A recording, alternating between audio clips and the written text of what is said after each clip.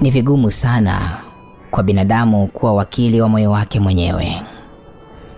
Kuna wakati moyo unaweza kuingia kwenye hukumu nzito na kujikuta upo gerezani, lakini asipatikane wakili wa kuutetea moyo. Hii ni kwa sababu moyo hufanya mambo bila hata ya kufikiri, na kitu kibaya zaidi ni pale ambapo akili hushindwa kabisa kushauriana na moyo katika kuamua ni lipi zuri na lipi ni baya. Upo msemo ambao unapendwa sana kutumiwa hasa kwa upande wa wanaume, kwamba kichwa cha chini kinaposimama, basi kichwa cha juu kinakosa maamuzi, kinakosa akili kabisa. Hata kwa wanawake ipo hivi pia. Kuna muda moyo hukusukuma kufanya mambo ambayo akili inashindwa kabisa kupingana nayo, na hapo kujikuta ukitumbukia kwenye shimo zito, shimo refu sana, hukumu ya milele.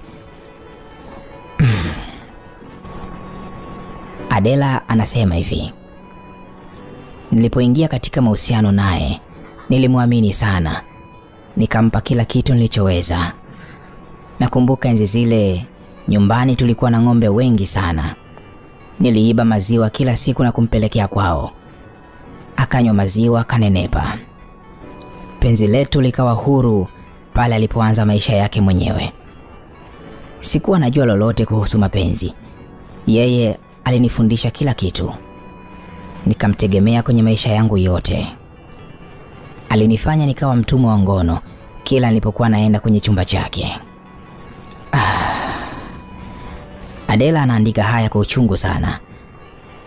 Na licha ya kuandika haya, mimi binafsi nilifanikiwa kuzungumza naye pia. Alionekana ni kweli ana uchungu sana. Adela anaendelea kusema, pamoja na yote ambayo nilifanya, kumpenda sana, kumjali kwa kila hali, lakini bado haikutosha. Alianza kunifundisha kunywa pombe pia. Niliamini yeye ndio atakuwa mume wangu mtarajiwa. Hivyo sikuona sababu ya kumkatalia kile alichokuwa ananiambia. Nilimkubalia kila kitu ambacho alikuwa ananiambia. Na kadri siku zilivyokuwa zinazidi kwenda mbele, alinilazimisha kufanya ngono hata nilipokuwa katika siku zangu. Kweli nilikuwa msomi na niliyajua madhara yake, lakini sikuweza kukataa kwa sababu sikupenda kabisa kumuudhi mtu ambaye nilimpenda sana na kuamini huyu ndiye mume wangu mtarajiwa. Mimi nilipenda sana kutumia kinga, lakini yeye alipinga sana hilo, huku akiniambia kwamba eti hawezi kula pipi na maganda yake. Utamu uko wapi? Nilijitahidi sana kupingana naye, lakini nilishindwa. Hii ni kwa sababu ya kumpenda sana. Hatimaye nilipata mimba yangu ya kwanza. Yeye hakuwa na pesa, lakini alinilazimisha nikaitoe mimba ile. Basi mimi nikaiba pesa nyumbani, nikafanya kama alivyotaka. Kwa mara ya kwanza niliitoa mimba. Haikuniuma sana kwa sababu niliamini huyu ndiye mume wangu na yeye ndiye atakuja kunioa baadaye. Kwa hiyo niliamini kabisa atanifichia aibu hii. Adela anaendelea kutuambia kwamba upendo wake kwa huyu mwanaume ulikuwa ni mkubwa sana, kiasi kwamba hakuweza kabisa kufananisha na chochote kile. Adela anasema, nilitegemea sasa tutaanza kutumia kinga baada ya tatizo hili la mimba, lakini haikuwa hivyo. Yeye aliendelea kung'ang'ania tu kufanya mapenzi bila kinga. Kila nilipomwambia tutumie kinga, aliendelea kurejelea kauli yake ile ile ya kwamba hawezi kula pipi na maganda yake, lazima imenywe ndipo utamu upatikane. Basi sikuwa na jinsi, na pia aliujua vizuri sana udhaifu wangu. Siku moja nikiwa ndani kwake, alinishika hapa na pale, sehemu ambazo anajua kabisa ndipo udhaifu wangu ulipo. Nilikuja kushtuka, tayari tumeshafanya kile ambacho alikuwa anakihitaji yeye. Niliendelea kunywa pombe kidogo kidogo, hatimaye nikazoea kabisa, nikawa mlevi. Aliutumia udhaifu huu kunifanyia jambo baya zaidi, jambo ambalo ndilo hasa limenifanya ni kuandikie haya yote kaka yangu. Hapa Adela akimaanisha kwangu mimi, kwa sababu ujumbe huo Adela amenitumia moja kwa moja mimi na kueleza haya ambayo mimi nakusimulia leo. Basi Adela anasema kwamba baada ya mwanaume huyu kunizoesha kunywa pombe na hatimaye kuwa mlevi kabisa, alitumia nafasi hiyo akaniingilia kinyume na maumbile, jambo ambalo alifanya majaribio kadhaa ya kuniomba kufanya hivyo. Nikiwa na akili zangu timamu nilikataa kabisa, lakini kwa kutumia kishawishi cha pombe alifanikiwa. Sikuweza kumshtaki popote, nikavumilia kwa sababu alikuwa ni mume wangu mtarajiwa, mume asiyejulikana hata kwa wazazi wangu. Sijui ni nani aliipumbaza na kuifunga akili yangu. Mchezo ule uliendelea, na yeye akajitetea kwamba hataki nipate mimba tena. Hivyo mbinu hiyo ingekuwa ni mbadala, kwa sababu alisema endapo mimba nyingine itaingia basi inaweza kusababisha madhara zaidi. Najuta hata kumwamini, na kuna muda najiuliza, hivi ilikuwaje nikamwamini kiasi hiki? Hivi ilikuwaje nikampenda kiasi hiki? Naumia sana. Lakini huyo alikuwa ni mume wangu mtarajiwa. Labda swala la kuamini atakuwa mume wangu lilichangia sana kunipumbaza akili yangu na moyo. Nikashindwa kuelewa ipi hatima ya maisha yangu baadaye. Miaka ilizidi kupita. Ule urembo wangu niliozoea kuuona ukaanza kuisha pindi nilipokuwa natazama sura yangu kwenye kioo. Simu za mara kwa mara kutoka kwake nazo zikatoweka kabisa. Akaanza kuwa mkali kwangu. Hakutaka kabisa niende kwake. Nakumbuka nyumbani kwake nilikuwa nimeweka nguo zangu pamoja na vitu vyangu vichache tu. Hivi nilikuwa navitumia pindi ambapo nakwenda kwake kumsalimia. Lakini kwa mshtuko na mshangao mkubwa sana, siku moja alinipigia simu na kuniambia kwamba eti vitu vyangu vimekuwa vingi sana nyumbani kwake, anahitaji nikavipunguze. Nilishikwa na mshtuko sana. Ni kama masikio yangu hayakuamini nilichokisikia. Adela anatuambia kwamba wakati huo nilikuwa nasoma chuo. Pesa ya mkopo inapokuwa imetoka, basi huwa ananitafuta na tunakuwa marafiki tena. Anasema ananipenda sana na atanioa. Ananirubuni na kunilewesha na kisha ananitumia kinyume na maumbile tena. Ilifika mahali nikazoea, nikawa naona ni kitu cha kawaida tu. Lakini pindi pesa inapoisha na mapenzi yanaisha kabisa, nabaki mwenyewe kwenye msoto. Akaanza kubadilisha wasichana wazi wazi. Hakuwa ananiogopa tena.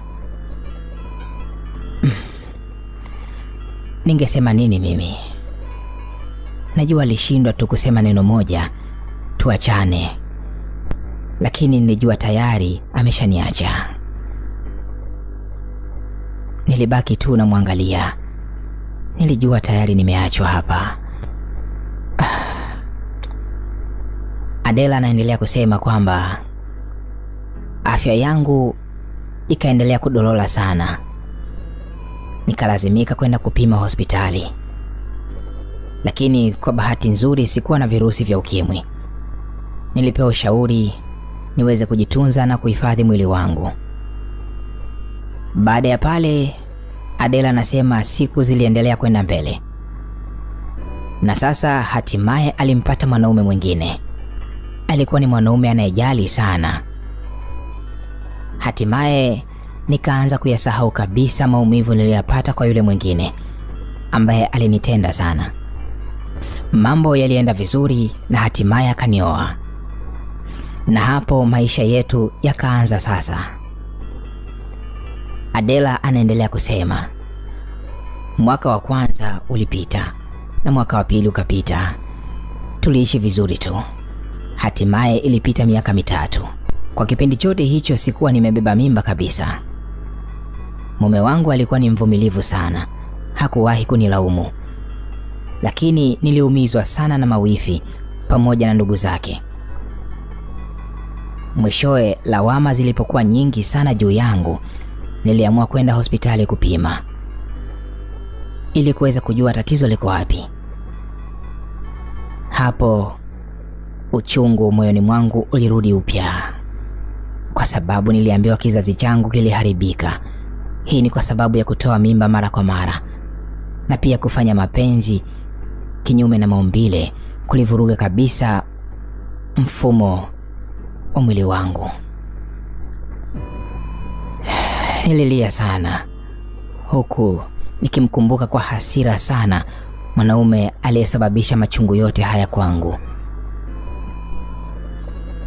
Adela anaandika hivi: nimekuandikia barua hii ndogo kaka yangu, uwasimulie na wengine baada ya kifo changu.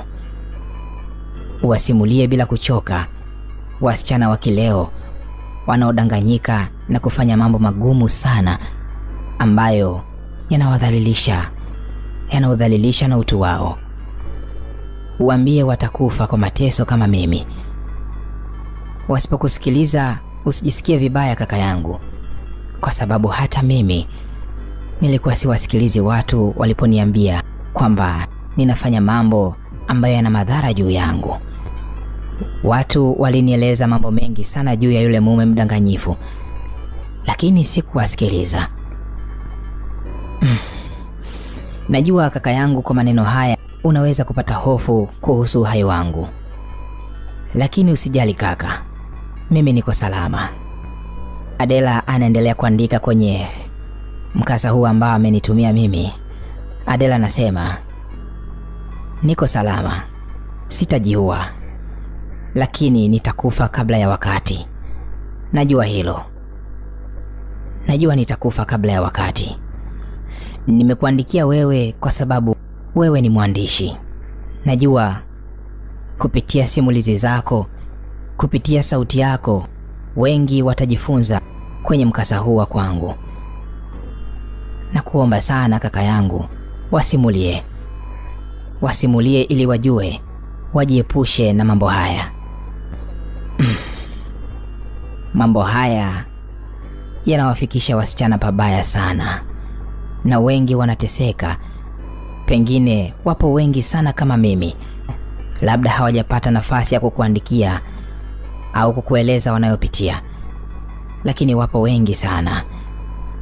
Basi tuwaokoe wale ambao hawajapitia kabisa mambo haya. Siku zangu za kuishi zinahesabika. Siku zangu sio nyingi.